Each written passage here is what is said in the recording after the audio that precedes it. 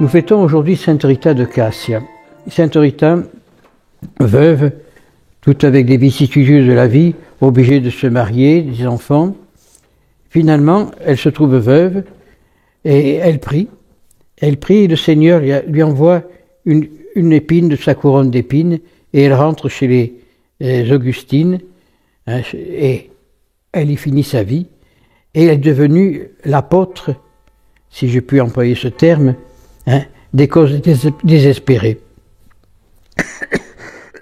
On invoque toujours Sainte Rita lorsqu'on a des gros problèmes.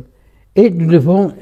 Sainte Rita est un modèle d'exemple de vie normale, de vie de femme de tous les jours, à une vie de femme consacrée. Elle s'est tenue à la règle de Saint Augustin à tout instant de sa vie. Elle a beaucoup souffert, elle a été battue par son homme, elle a eu beaucoup de souffrances, mais c'est une gloire des autels maintenant. Et il y a l'habitude, en Provence, en Italie, de bénir une rose pour Sainte Rita et que l'on garde à la maison jusqu'à l'année suivante. On ne s'arrête pas, nous, à ces choses-là, mais ça a un sens profond.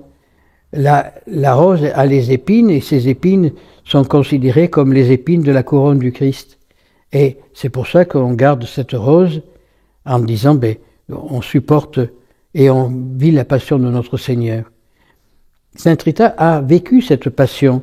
Sainte Rita a souffert cette passion du Christ, et elle l'a fait sienne. Et dans les peu d'écrits que nous avons d'elle, et surtout les commentaires de ses sœurs, on dit qu'elle a toujours été un modèle exemplaire de vie consacrée. Pourtant, elle avait connu avant la vie d'une femme du peuple, une femme ordinaire, mariée, des enfants. Elle a perdu son mari, elle a perdu ses enfants, et elle s'abandonne au Seigneur. Elle dit, c'était cette devise, le Seigneur a donné, le Seigneur a repris, comme Job, béni soit son nom. Ben oui, le Seigneur nous donne et nous reprend, parce que si on n'est pas digne de ce qu'il nous donne, il enlève sa grâce. Et pourtant, on a beau prier, mais si on ne respecte pas ce pourquoi Dieu nous a fait, il enlève sa grâce. C'est pas plus compliqué que ça. Dieu nous donne des grâces pour faire ce qu'il veut que nous fassions. Mais si on ne fait pas ce qu'il veut que nous fassions, il enlève sa grâce. Prends un exemple tout bête. Un électricien, on a beau lui apprendre le métier, mais s'il n'aime pas, il ne sera jamais électricien, il fera des bêtises, il fera sauter la maison. C'est pareil. Dieu nous donne des grâces, mais si on n'est pas capable de les faire fructifier, ces grâces, il les enlève et on devient pire qu'avant. C'est l'Évangile d'ailleurs. Le Christ le dit dans un passage de l'Évangile. Un homme est embêté par un démon. Il prie, le petit peu qui sait, le démon s'en va.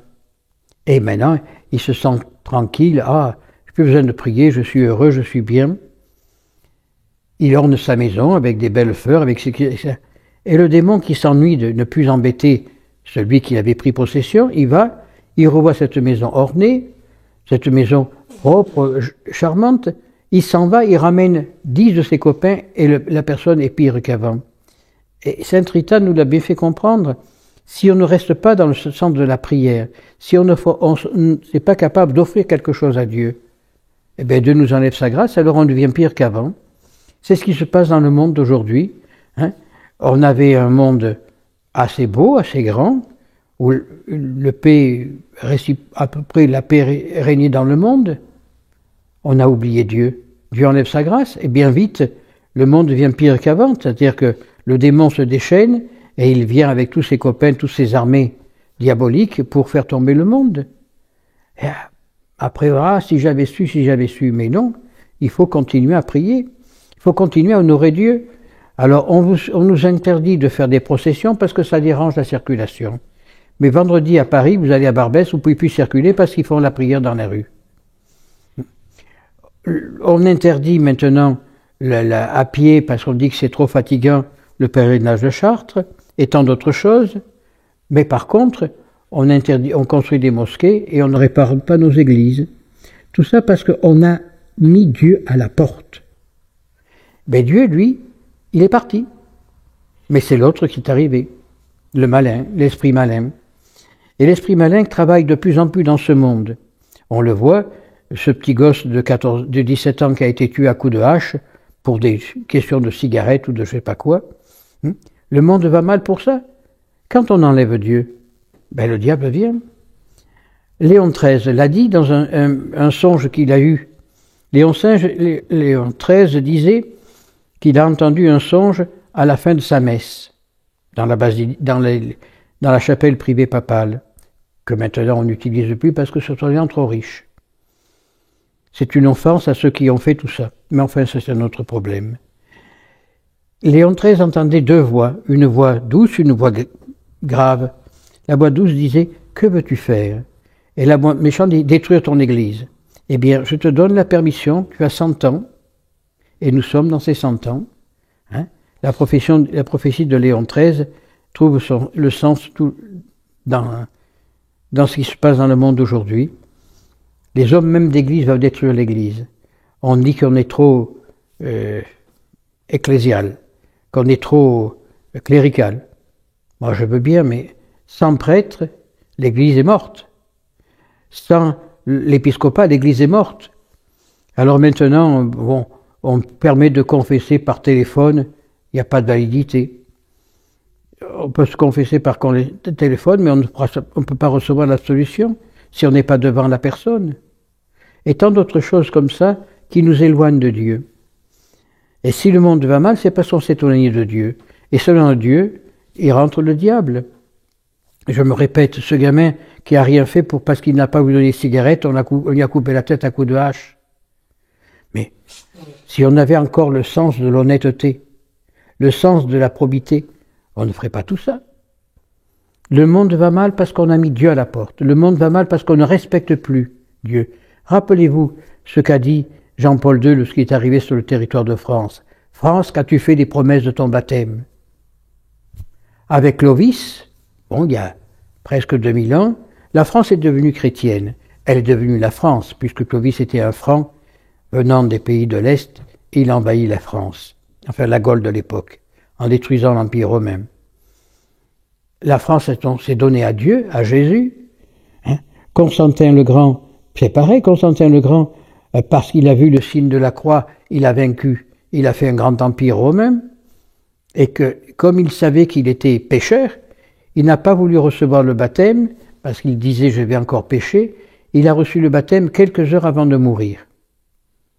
Est-ce qu'il a bien fait, est-ce qu'il a mal fait? Je ne suis pas là pour le juger, paix à son âme.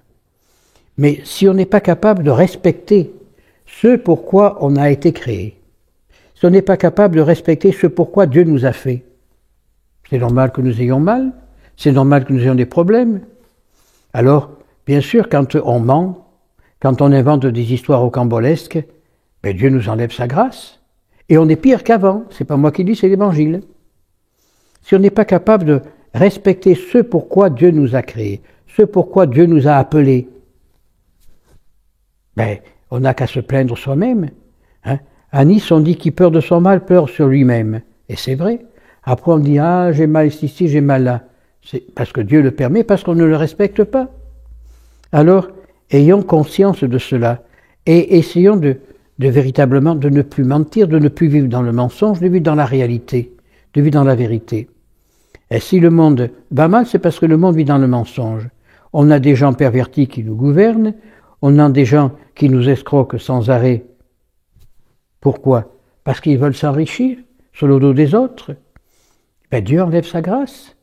Et tant qu'on n'aura pas nettoyé notre maison pour la faire belle pour recevoir le Dieu de Dieu, le Dieu des saints, eh ben on aura tout faux.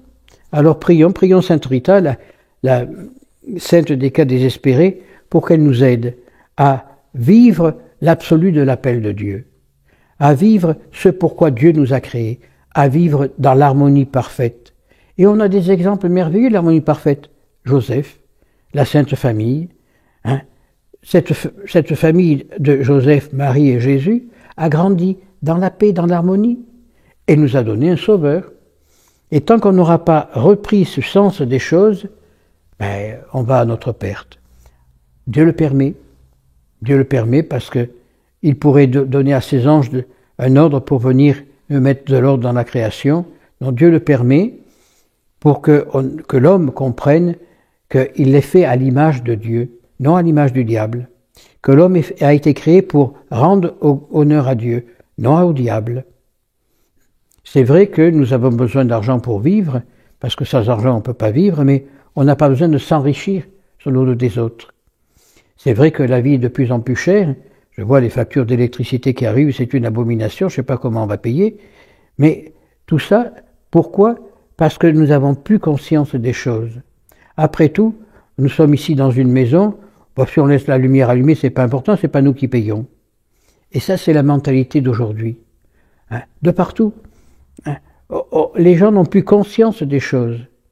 Alors prions, invoquons Sainte Rita pour qu'elle infuse dans le cœur des gens la vérité et l'honnêteté, et la possibilité de rentrer vraiment dans l'harmonie avec Dieu, et de respecter ce pourquoi Dieu nous a créés, et de chanter sa gloire demain dans les cieux, ainsi soit-il.